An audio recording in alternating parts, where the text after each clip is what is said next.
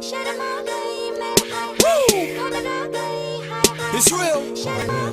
Destiny. Girl, my baby.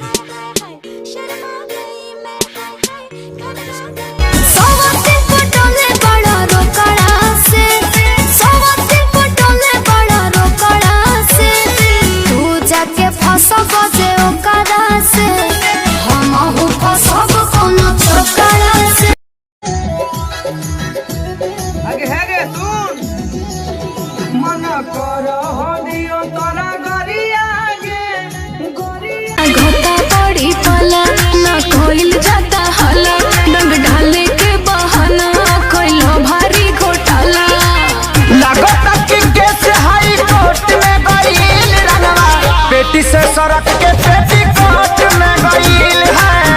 लगता कि केस हाई court में गईल रंगवा बेटी से सड़क के पेटी कोर्ट में गईल। बुरी नजरों से अल्लाह बचाए, बुरी नजरों से अल्लाह बचाए, इश्क वालों को अल्लाह बचाए, बुरी नजरों से अल्लाह बचाए।